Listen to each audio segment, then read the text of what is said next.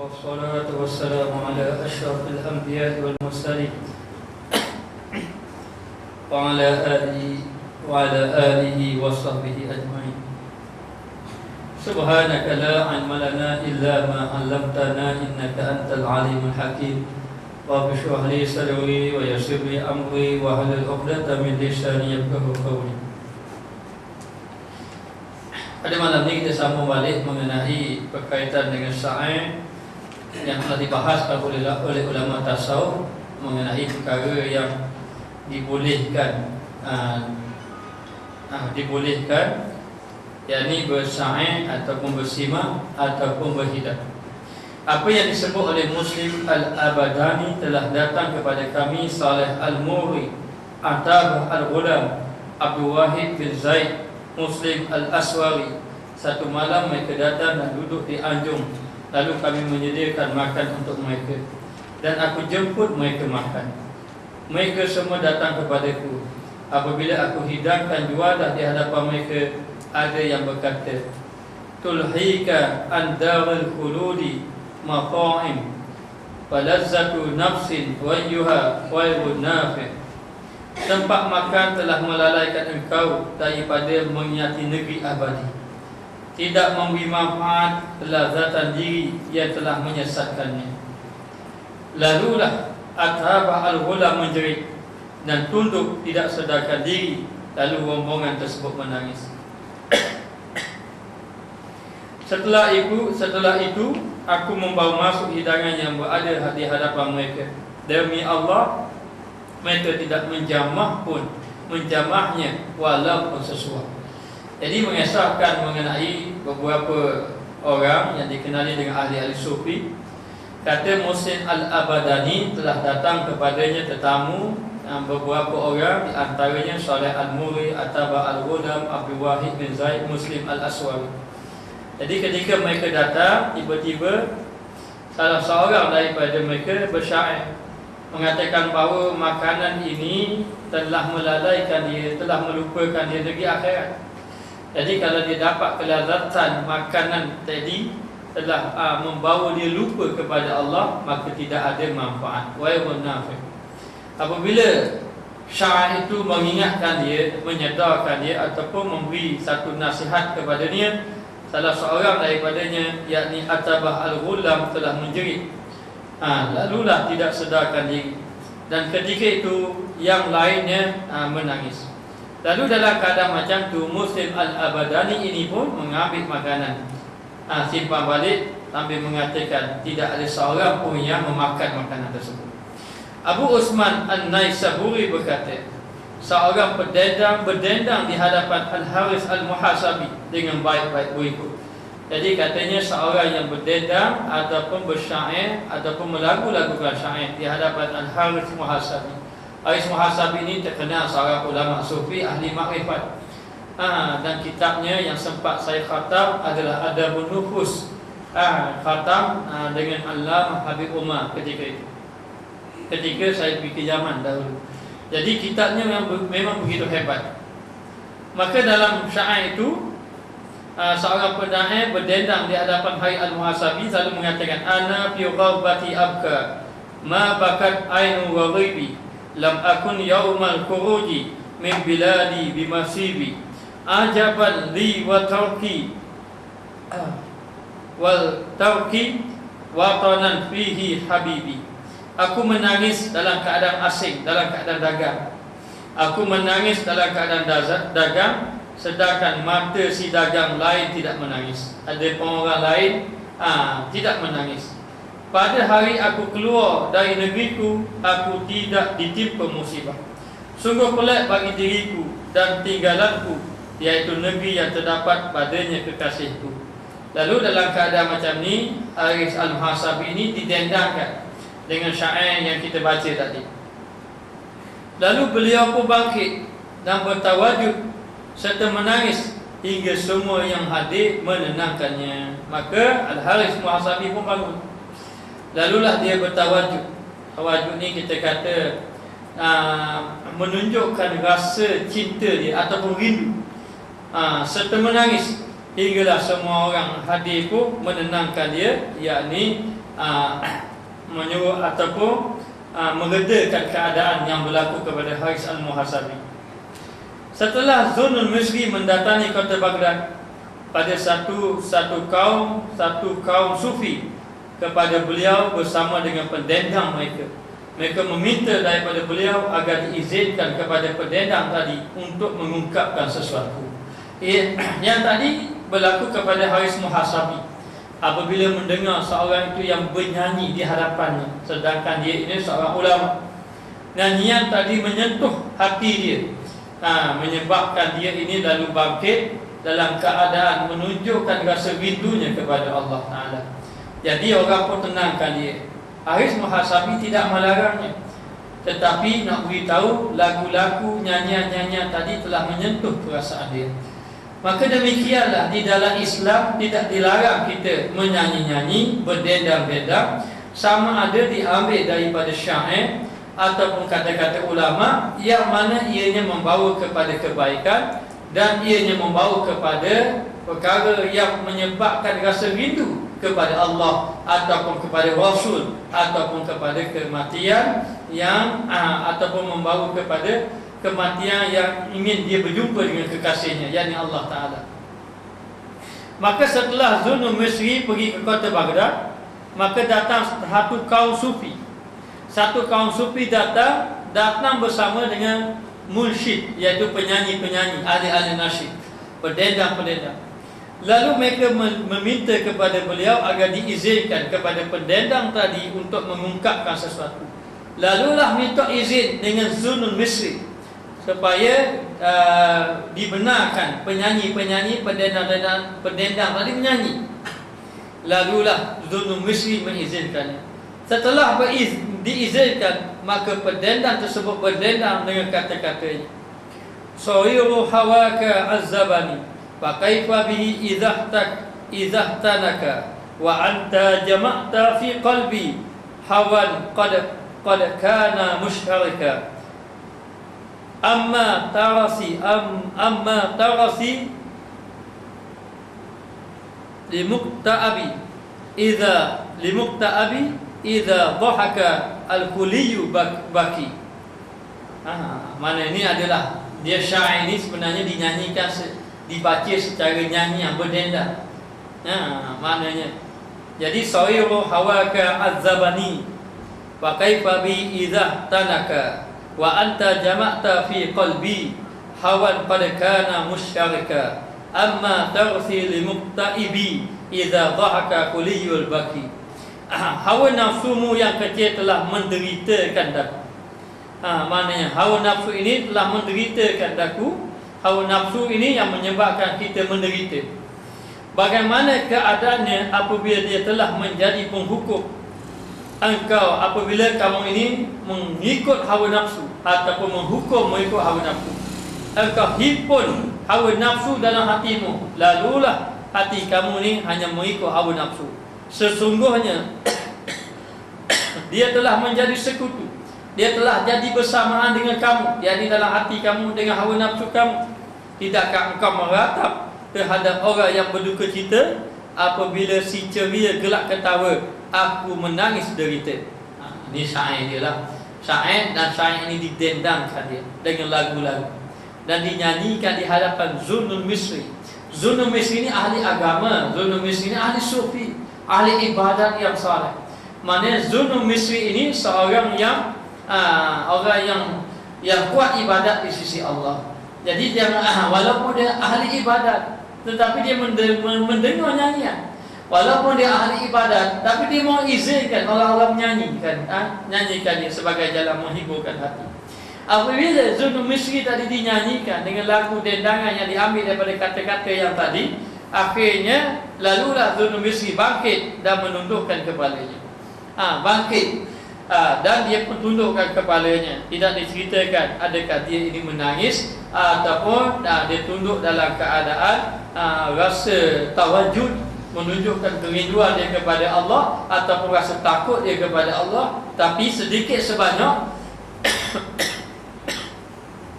dendangan tadi itu telah memberi kesan. Sebenarnya lagu-lagu syair-syair yang memuji Nabi ini dia berkait rapat Yang pertama berkait rapat dengan dia kata lirik dia, seni kata ataupun kata-kata tadi. Kata-kata. Yang kedua, dia berkait rapat dengan orang yang menyampaikan dia. Maknanya walaupun kata-kata itu sudah kata-kata baik, tapi kalau orang yang menyampaikan itu dia pun belum lagi menghayati benar-benar, ataupun dengan niat yang betul-betul tidak, ataupun niat yang semata-mata nak menyampaikan saja, bukan semata-mata untuk memberi irsyad kepada orang, maka ia mungkin tidak berapa memberi kesan. Jadi melihat kepada seni kata itu dikarang oleh siapa? Dikarang oleh orang yang soleh, dinyanyikan oleh orang-orang yang soleh. Maka apabila dikarang oleh orang yang soleh, dinyanyikan oleh orang-orang yang soleh, ini akan memberi kesan. Ini akan memberi kesan kepada orang yang mendengar tadi. Maka dalam keadaan macam tu mengatakan bahawa banyak ulama-ulama terdiri daripada ahli-ahli sufi membenarkan nyanyian-nyanyian dinyanyikan di hadapan mereka. Maka di sini kita dapat faham bahawa tidak semestinya nyanyian itu melalaikan. Bahkan kadang-kadang nyanyian itu boleh melembutkan hati. Kadang-kadang nyanyian itu boleh membentuk akhlak. Kadang-kadang nyanyian itu membawakan rasa takut kepada Allah. Kadang-kadang nyanyian tadi membangkitkan semangat untuk berjihad pada jalan Allah. Kadang-kadang nyanyian tadi membangkitkan rasa cinta kepada Allah dan cinta kepada Rasul. Maka di sini dipahamkan bahawa banyak ulama-ulama sufi mendengar dendangan-dendangan, nyanyian-nyanyian yang mana dan dendangan tadi menyentuh perasaan mereka. Maka diriwayatkan bahawa Abu Al-Husain An-Nuri bersama dengan satu kumpulan berada dalam dakwah. Maka timbul satu masalah ilmiah di kalangan mereka. Di kalangan mereka, maka kata Abu Husain diam seketika, kemudian mendongakkan kepala seraya mengungkapkan kata-kata. Jadi apabila seorang tadi dalam dia berdakwah ataupun dia menyampaikan dakwah ataupun dia membahaskan ilmu, kadang-kadang dakwahnya merasa adanya halangan, ataupun ilmu yang dipelajarinya kadang-kadang adanya mengalami kemuskilan.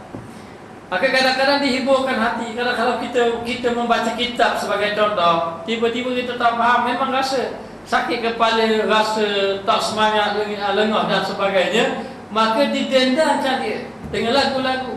Termasuk dengan dikatakan, saya mendengar ada mengatakan kepada saya bahawa musnik dunia, maknanya Yasin Al-Fadani,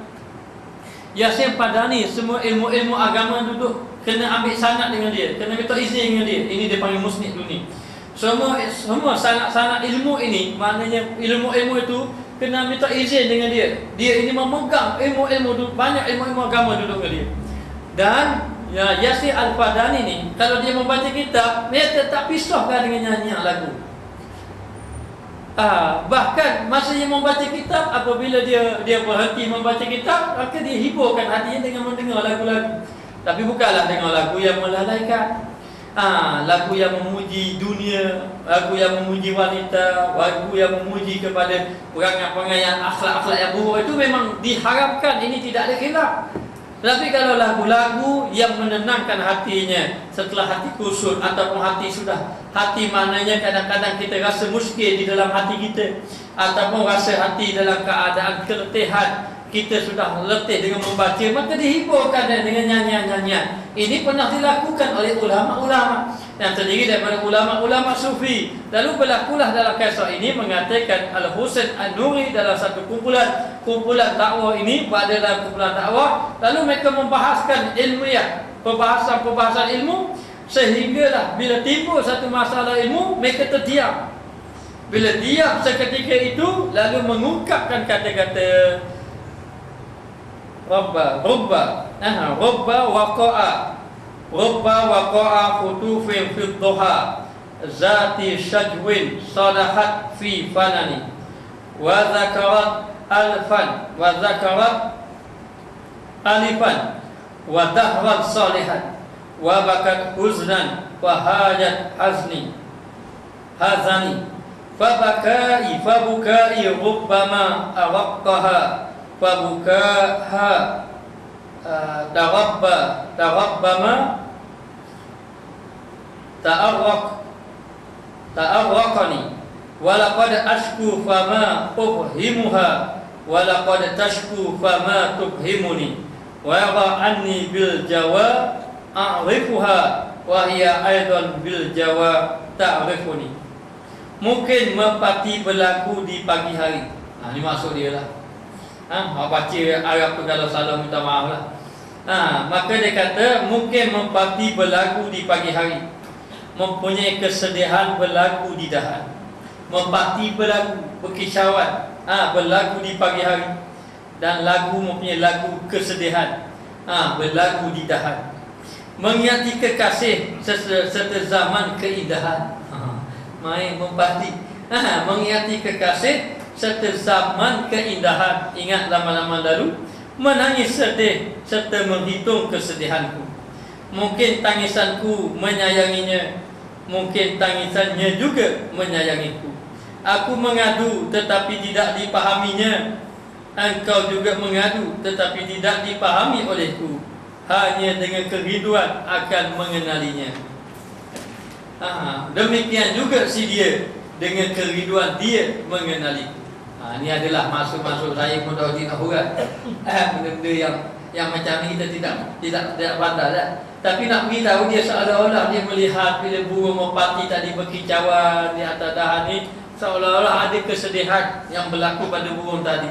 Maka begitulah juga dia. Jadi kalau apa ni, bila ada kesedihan, maka bila ada kesedihan seperti ada masalah-masalah yang tidak dapat diselesaikan. Ulama-ulama dahulu bahasa sedih tu mikir bab dakwah, bahasa sedih mikir bab ilmu, bahasa sedih masalah-masalah memikirkan tentang perkembangan amal ibadat. Itu yang mereka sedih, bukan sedih bagai lain. Manakah sedih perkara itu? Jadi dalam keadaan macam dia kata menggambarkan seolah-olah merpati ini sedih. Aku pun sedih. Aku nak cerita ke mu pun tak faham merpati. Merpati cerita ke aku pun tak faham. Maknanya, tapi dapat faham, mengatakan bahawa kicauan-kicauan itu menunjukkan adanya rasa kesedihan di dalam hatinya. Maknanya, jadi ini menunjukkan bahawa Al-Husain An-Nuri ini dia telah menghiburkan hatinya bila dia menghadapi masalah, satu-satu masalah, lalulah dihiburkan dengan syair-syair. Dikatakan kesemua yang berada dalam kumpulan itu bangkit dan bertawajuk. Mereka tidak akan memperoleh wajdi yang sebegini daripada ilmu yang mereka tawakai, meskipun ilmu itu benar. Kadang-kadang kita belajar ilmu, mengikut ilmu-ilmu yang kita belajar melalui kitab-kitab, ia berbentuk ilmiah sahaja, berbentuk pengetahuan-pengetahuan saja. Tetapi kadang-kadang ilmu itu dapat dihayatinya melalui nyanyian-nyanyian ataupun qasidah-qasidah.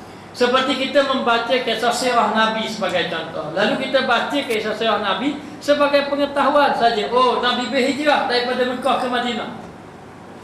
Begini keadaannya Nabi berhijrah ke Mekah ke Madinah. Tetapi kadang-kadang bila dinyanyikan lagu kisah hijrah sebagai contoh, kita rasa semangat, seolah-olah kita berasa satu zaman yang kita duduk macam zaman Nabi, ataupun seolah-olah kita dapat menghayati bagaimananya penderitaan Nabi dalam kisah hijrah tadi, bagaimana kegembiraan Nabi ketika disambut oleh orang-orang Madinah ketika Nabi sampai di kota Madinah. Dengan nyanyian-nyanyian gitu, kadang-kadang dapat mereka itu merasa bangkit kerinduan ataupun rasa tawajud. Rasa tawajud ni rasa cinta, rasa rindu, rasa dapat menghayati apa yang dia pelajari selama ini, kadang-kadang tidak didapati daripada majlis-majlis ilmu. Walaupun ilmu itu sudah benar, walaupun ilmu tadi, ilmu yang kita dapat dengan jalan yang betul-betul ilmiah, tetapi menghayatinya kadang-kadang diolah lagi dengan lagu-lagu ataupun qasidah-qasidah ataupun nyanyian-nyanyian yang membangkitkan rasa rindu kepada sesuatu yang dia cari ataupun yang dia pelajari. Jadi ini di antara rahsia ahli-ahli sufi. Rahsia ahli-ahli sufi, kadang-kadang mereka tersitupkan ilmu dengan nyanyian. Betul, kadang-kadang kalau kita memahami qasidah-qasidah yang kita dengar mengesahkan Nabi, lam yazuq hadzal nabi min masyriqi wal maghrib. Kalau kamu tidak menziarahi kamu tidak menjarahi Nabi ini daripada barat ataupun timur, tak mari kepada Nabi. Dia kata sesungguhnya diri kamu ni mu'arradan lil ghadab, terdedah dengan kemukaan. Maknanya itu qasidah-qasidah yang menceritakan kisah Nabi ini kadang-kadang bila dipahami lebih lagi menghayati, lebih lagi rasa wajib, rasa rindu kepada Nabi. Berbeza dengan kita baca sirah Nabi.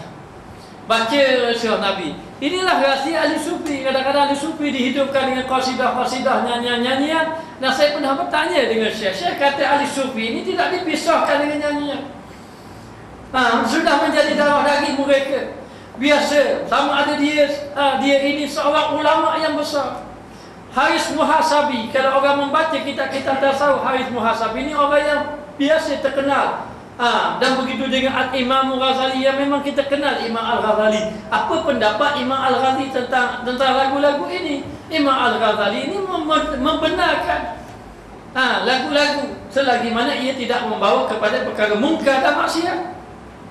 Maka di sini menunjukkan bahawa dia kata kesemua yang berada dalam kumpulan itu bangkit dan bertawaduk. Bila duduk dalam satu majlis ilmu, Hasan An-Nuri mengalami masalah kemusykilan ilmiah, lalulah dia pun menyatakan kesedihan dia begini, akhir kali rasa dalam hati bertawaduk, rasa rindu yang sebegini dalam ilmu yang mereka tuakai. Meskipun ilmu itu benar, kadang-kadang tidak didapati dalam majlis-majlis yang seumpama ini, yang tidak ada apa ni,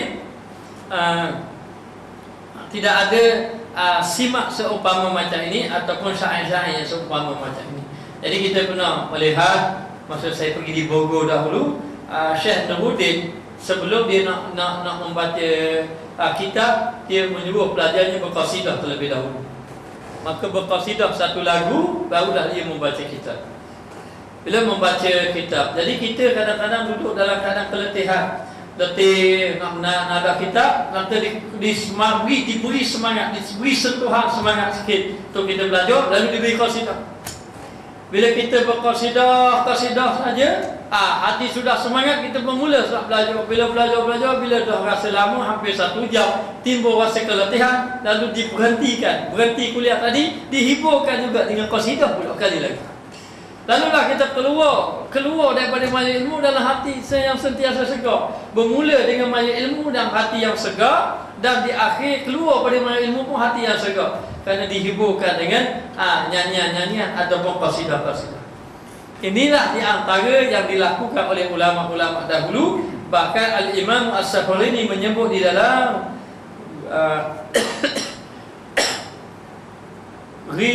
Ridhaul Albab, simak membangkitkan perasaan yang terdapat dalam hati nurani dan menggerakkan. Simak ni nyanyian-nyanyian ini membangkitkan perasaan dalam hati kita dan menggerakkan hati kita. Menggerakkan hati kita apabila hati sudah bangkit dan telah imarah dengan zikrullah, sudah bersemarak dengan zikrullah, suci daripada kotoran syahwat, bergelora kerana mencintai Allah. Dia akan jadi bergelora dengan cinta Allah apabila saja dimulai dengan simak. Sebab itu banyak dan ada dalam majlis zikir, seperti dalam beberapa tarikat, sebelum mereka berzikir, mereka berqasidah dahulu untuk semangat, naikkan semangat. Bila hati sudah semangat, mereka pun berzikir.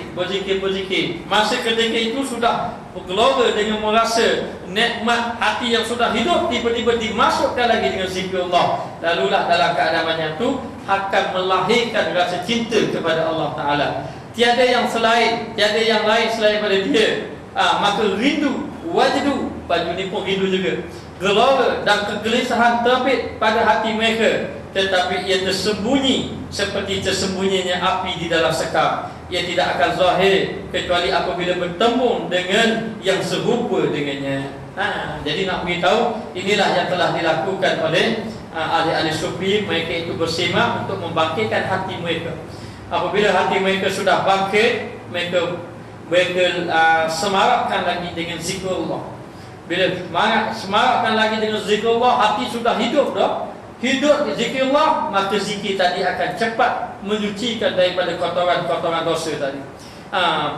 Bila dapat menyucikan daripada kotoran dosa, lalulah rasa akan terbit di dalam hati, rasa nikmat berzikir, rasa rindu kepada Allah Ta'ala. Dan lalulah ketika itu hilanglah segala kegelisahan yang terdapat di dalam hati disebabkan dengan dosa yang telah kita lakukan. Jadi nak beritahu ini di antara kesan. Jadi bukan saja dalam ayat ilmu didatangkan dengan qasidah, dengan dendangan, dengan simak, dengan nyanyian, bahkan majlis-majlis zikir pun begitu. Apa yang diingini oleh kaum daripada apa yang didengari ialah pertemuan dengan apa yang terdapat pada hati mereka. Lalu dengan sebab bertembung jalan dan kekuatan talukannya, ia mula tersebar. Setelah bertembung, hati tidak mampu lagi untuk tegak diam. Dia akan mengutuskan anggota supaya bergerak, meraup, meminta tolong ataupun terjatuh pingsan kerana pemberontakan apa yang terdapat di dalam hati nuraninya. Simak bukanlah mengada-ngadakan sesuatu yang baru di dalam hati manusia. Sebaliknya hanya membangkitkan perasaan yang sedia ada. Jadi ulama-ulama dahulu, mana oleh kaum itu satu kumpulan yang bangkit, dan satu kumpulan yang menghidupkan hati dengan zikrullah. Lalulah mereka ini dilalukan dengan simak dulu. Simak ni mereka ini berkhasiat semangat. Mana semangat seperti nyanyian lagu An-Nabi Sallallahu Alaihi sebagai contoh. Maka dinyanyikan nyanyi sampai dengan rancak. Ketika dah naik hati tadi, dah rasa hati tadi sudah hidup dengan nyanyian tadi, lalu ditembungkan bertemu dengan zikir. Sebab hati sudah hidup tadi, lalulah dimasukkan dengan zikir. Bila dimasukkan dengan zikir, yang ketika itu akhir sekali, bila masuk dengan zikir itu sudah semangat dengan simak dengan lagu tadi, dimasuk dengan zikir pula. Zikir biasa dibuat secara beramai-ramai untuk menghidupkan hati. Lepas tu suruh duduk ramai-ramai berzikir kuat-kuat ni nak hidupkan hati. Kecuali orang yang sudah hidup hati tu tak apa, duduk seorang zikir tu tak apa. Tapi bagi kita yang hati ni tidak hidup lagi, kita digalakkan supaya duduk ramai-ramai berzikir. Bila kita berzikir, kuat kita berzikir, macam-macam semangat. Bila semangat sudah dihidupkan hati dengan nyanyian tadi, hari-hari bertemu semangat yang hati yang hidup dengan nyanyian tadi dimasukkan dengan zikir, maka ketika itu marilah perasaan. Kadang-kadang perasaan mari rindu, mari lalu kasih pada Nabi, pada Allah ke, mari rindu. Kadang-kadang tasdor tengah-tengah berzikir, mari tepik kadang-kadang meraup. Ini ada. Mungkin kita tak pernah, ada sebagian kita yang tidak pernah. Dan saya biasa masuk juga zikir-zikir. Dalam zikir yang ada orang meraup, menangis dan sebagainya. Kita je tahu. Kita pun dok, hanya kita nak heran orang mana boleh menangis, mana meraup sungguh-sungguh. Mari. Tapi memang bila hati sudah jadi macam tak tertahan, bukan dia sengaja buat tu. Bukan sengaja. Kadang orang yang menjerit Allah, dia menjerit itu. Bila perasaan rindu bersangatan. Jadi tak boleh nak tahan ketika itu. Kesan daripada hati yang sudah hidup. Hati yang sudah hidup dimasukkan lagi zikir kepada Allah. Dengan kata hati sudah hidup, hati yang sudah bersemangat. Maknanya akhir kali dimasukkan dengan zikir. Lalulah timbullah dalam hati dia yang sudah diisi dengan perasaan rindu kepada Allah, dimasukkan dengan zikir. Kadang-kadang dia kata di sini, dia akan mengutuskan anggota supaya bergerak. Kata guru saya, dia kata kalau kita berzikir ini, maka cahaya zikir ini akan bergerak seluruh anggota kita. Dia akan rasa, kadang-kadang dia akan rasa sengah-sengah tubuh, pinggang merasa sengah. Tu cahaya zikir, dia membakar nafsu-nafsu yang ada pada diri kita. Dalam keadaan macam tu, bila kita berzikir-zikir, tiba-tiba mari perasaan tadi tanpa disedari, kadang-kadang mari menjerit, menangis dan sebagainya. Ini sebenarnya bukan buat-buat, bukan saja orang kata mengada-ngada, tidak. Kadang-kadang dia mari sendiri. Perasaan dia sebaliknya itu adalah perasaan yang sedia ada dalam hati dia. Bukan dia nak begitu, bukan, tapi dia mari dengan sendiri. Ini kesan daripada zikir yang dibawa oleh ahli-ahli sufi. Oleh kerana itu Abu Qasim Al-Junaid qaddasahullahu sirruhu berkata, simak bukan mengadakan sesuatu yang baru di dalam hati manusia, akan tetapi dia hanya menggerakkan apa yang terdapat pada hati manusia. Jadi hati manusia sebenarnya sudah hidup dengan mengingati Allah sebenarnya, tapi kita ni tak mengingati Allah ni kerana hati kita ni ditutupi dengan nafsu, syaitan, kejahatan, dosa dan sebagainya, maka tertutup. Lalulah dengan kita menyanyi ini ataupun bersimak bernasyid dengan memuji-muji Allah, menyebut-nyebut nama Allah, maka menyebabkan kita punya hati ini sedikit sebanyak dapat dibersihkan. Lalu dikatakan bahawa hanya menggerakkan apa yang ada dalam hati. Kamu akan lihat mereka itu menggerakkan wajdu, menggerakkan, menunjukkan rasa cinta, bercakap mengikut qasad, qasad dan bertawajuk mengikut simpanan asrar, simpanan rahsia-rahsia yang ada. Jadi nak beritahu, kadang-kadang ketika mereka berzikir sebagai contoh ataupun mereka bernasyid dan sebagainya, seperti orang kalau dia bernasyid mengenai taubat, kadang-kadang menangis. Maknanya seperti dalam ada satu ketika Habib Ali Jufri dia ada seorang mursyid, seorang penyanyi. Kalau dia nak ceramah, kadang-kadang dia bawa mursyid dia, penyanyi dia. Jadi kalau dia nak cakap bab taubat, dia suruh penyanyi tadi menyanyi bab taubat. Bila menyanyi bab taubat, mursyid tu pun menangis, dia pun menangis, orang lain pun menangis. Lalu dia cakap bab taubat. Bila bercakap bab taubat, lebih lagi terkesan dalam hati, sebab hati sudah hidup dengan nyanyian tadi. Dengan nyanyian tadi. Inilah yang pernah dilakukan. Lalu dia kata simak ini, nyanyian ini boleh menggerakkan hati. Kadang-kadang bila dia menggerakkan hati, bila hati sudah tersentuh, kadang-kadang dia bercakap dengan apa yang ada di dalam hati. Bercakap ataupun dia menunjukkan rasa cintanya, dan kadang-kadang terbuka rahsia-rahsia yang ada di dalam hati. Ia tidak semacam kata-kata syair, dan mereka tidak pula menitik beratkan ataupun memandang kepada lafaz, kerana kepahaman yang ada pada mereka telah mendahului khayalan pemikiran.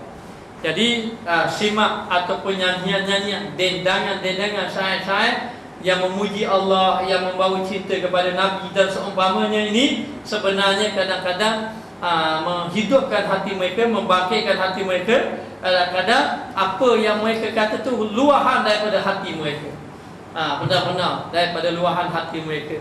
Sebab tu bila dia menangis, dia kata lastul firdaus, aku ini bukanlah orang yang layak masuk dalam surga firdaus. Dia menangis, bukan menangis lakonan. Ada orang menangis lakonan. Dia menangis tapi itu lakonan saja, menunjukkan tu. Tapi ia ni mari daripada lubuk hati, memang terasa sungguh yang dia ini sangat hina di hadapan Allah, sangat banyak dosa kepada Allah Ta'ala. Jadi kata-kata, nyanyian-nyanyian yang seumpama ini, kadang-kadang ia ni bukan membawa daripada sini, daripada fikir akal dia, tidak, tetapi datang daripada lubuk hati, kesan. Jadi di antara yang memberi kesan kepada hati, selain daripada menyampaikan ilmu, kadang-kadang menyampaikan ilmu memberi kesan, betul. Kadang-kadang kita berzikir memberi kesan dalam hati. Betul, orang berzikir mari hisap dalam hati melalui zikir. Baru hari ni aku sebut nama Allah, lama ni tak sebut pun nama Allah. Barulah rasa nak berzikir. Maknanya lama mahal. Ramai mana kita yang tidak berzikir, dan lama mana kita yang memandang zikir ini tidak penting. Tapi bila berzikir kadang timbul dalam hati. Hati memang rasa bersalah, baru hari ni sebut nama Allah. Jadi hati ini boleh dihidupkan, yang pertama melalui ilmu. Ilmu ni maknanya kalau orang tu betul-betul membuka hatinya untuk dapat ilmu, mudah terkesan dengan ilmu.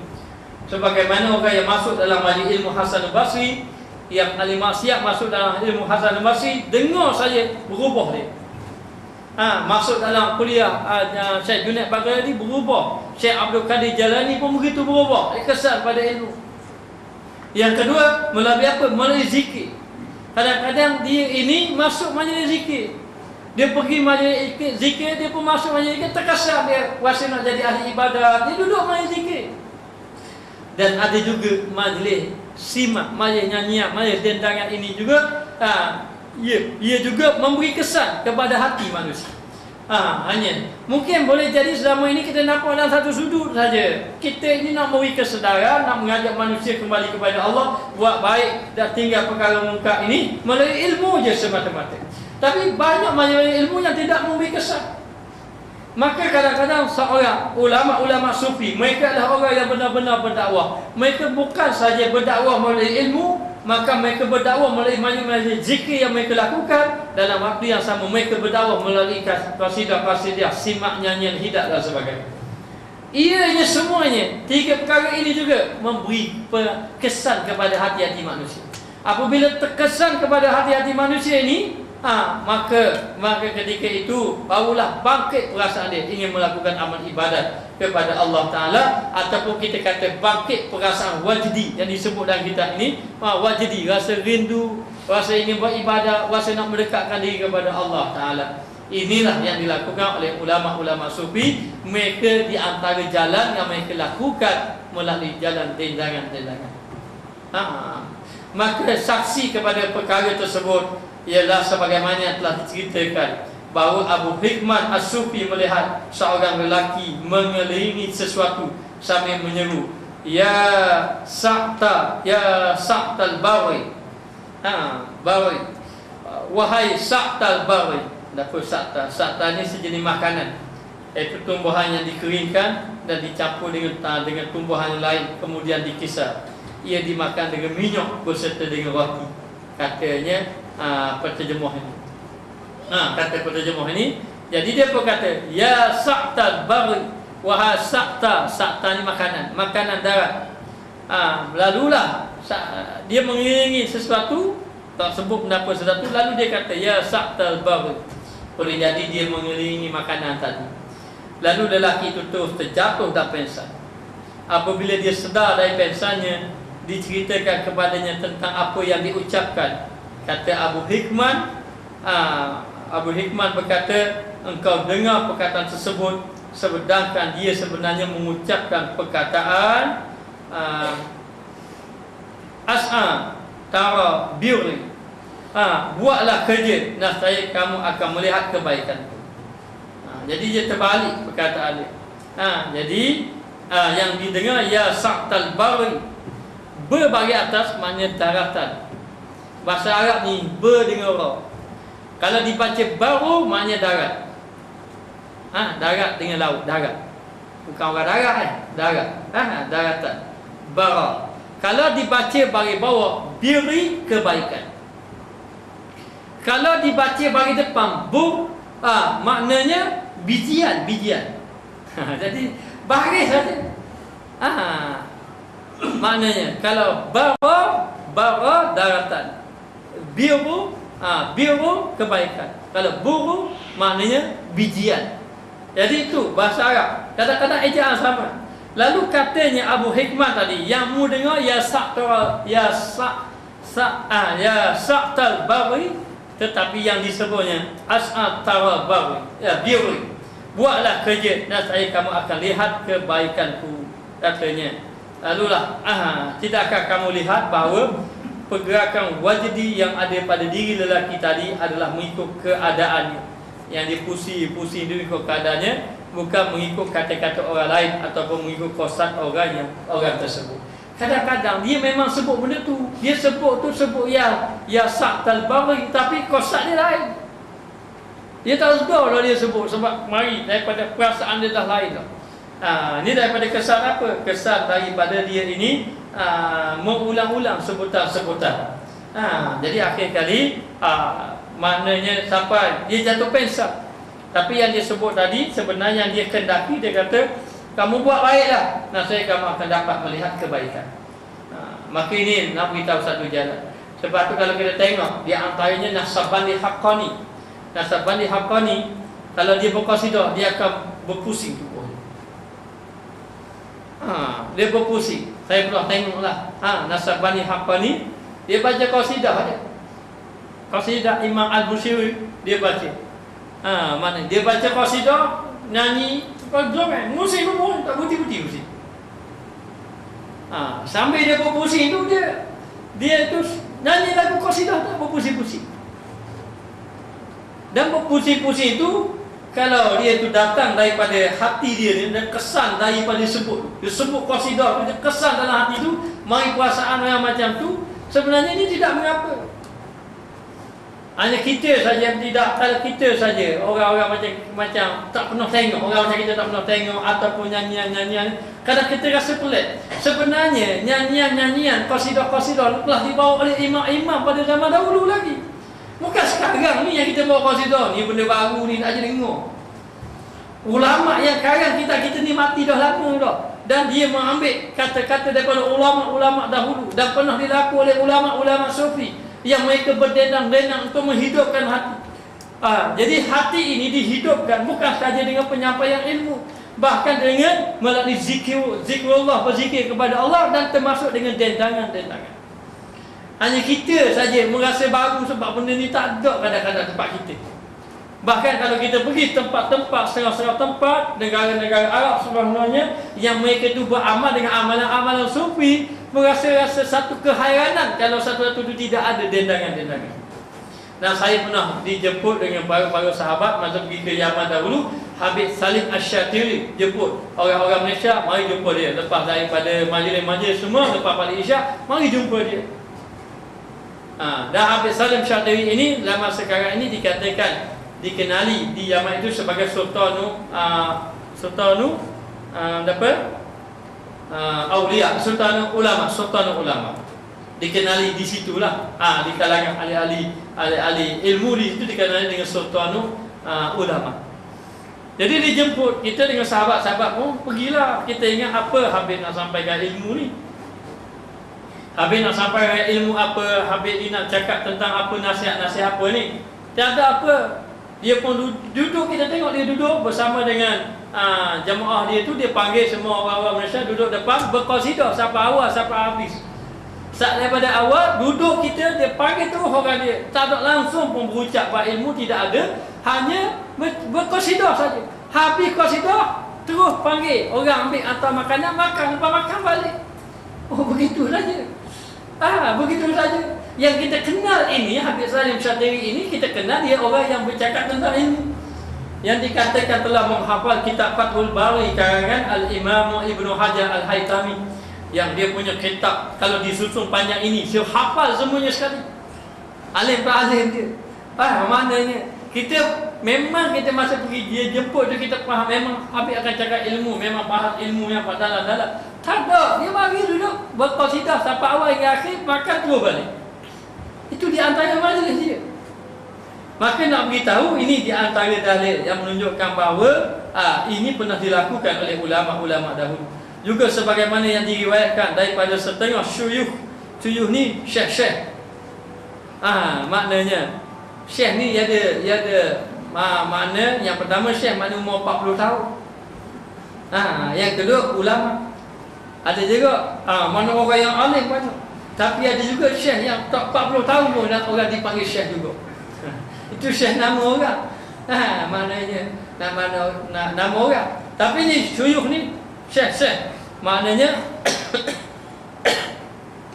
bahawa mereka telah mendengar al-khiyar asyaratun bihabbatin. Khiyar itu 10 sen sebatang. 10 sen. 10 sen. Sebatang. Keadaan ini diselubungi dengan wajdi. Setelah kembali ditanya kepadanya tentang perkara tadi. Tahu khiyar? Al-khiyar malam yatafarraqa. Khiyar ini boleh kita khiyar selagi mana tidak berpisah. Khiyar ini termasuk dalam bab fiqh. Kalau kita baca bab khiyar begini. Khiyar ini kalau saya membeli satu barang. Saya beli benda ni, telefon contoh ni. Minta maaf tolong pegang buat contoh. Saya beli telefon ini. Telefon ini harganya contohnya berapa lah? 1,000 lah contohnya, 3,000 lah contohnya. Jadi dalam telefon ini saya pun beli. Bila saya beli, sebelum saya berpisah, saya boleh khiyar. Saya kata tak jadi beli, pun boleh. Ataupun tuan kedai kata tak jadi nak jual, minta maaf banyak, kenapa tak jadi jual? Ini sudah hak orang, saya terlupa, kata dia.